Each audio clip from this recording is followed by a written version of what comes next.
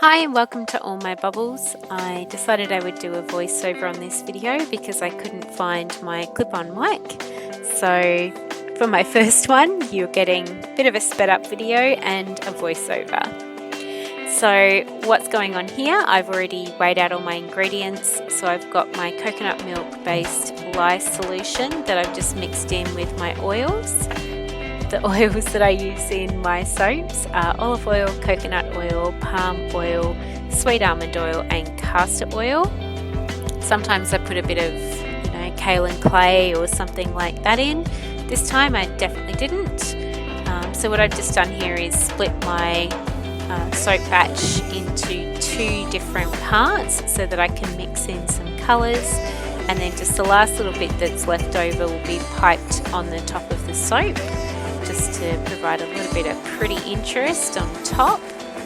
So this first soap that I'm doing is part of a collection based on My Little Pony, and this one is called Dream in Pink. So obviously you can probably figure out who that one's inspired by.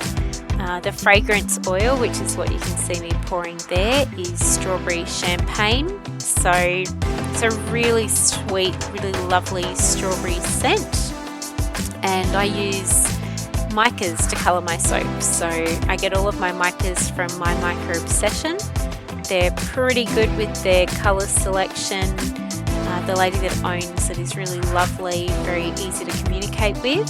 So I decided that the first one I was pretty happy with it. The second one was a little bit peachy, so I added a little bit more cerise mica, a little bit of titanium dioxide, which is that white stuff, just to tone the colours down just a fraction. And then I've gone ahead and mixed in my fragrance oils into both of them.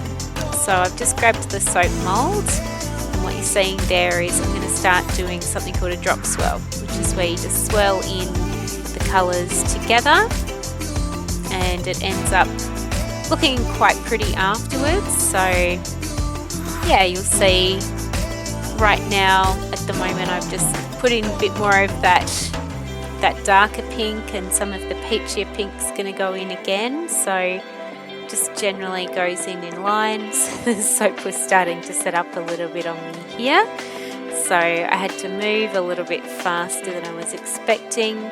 But it's a good thing because it meant that when I've gone to do the frosting, this is me pouring the rest of that soap batter off into some little containers. So all these little plastic containers that I use, they're made from corn. So they're biodegradable plastic, which is great, so they don't cause any harm to the environment. But yeah, this one is just the soap colours that I've split off to do my piping on top. Decided the pink wasn't quite as pink as I wanted it to be, so popped a little bit more mica in that one just to pump the pink colour up on it a little bit. So I decided with this soap that I wanted to pipe on top with predominantly pink, but a little bit of blue and yellow swirled in there as well. And you'll see at the end when you see the photos of the soap and how it came up, the blue and the yellow sort of swirled together a little bit. So this is popping it out on the Glad wrap so that I can put it in the piping bag a little more easily. I find this a really easy technique to put soap in a piping bag, just to pipe it out. But yeah, I unfortunately lost a little bit of footage here where I was doing the piping. My camera decided that it didn't want to film that bit for some reason. But yeah, I've popped some photos at the end here of the soap all piped out, and yeah, I'll do another video shortly which will show you the soap being cut.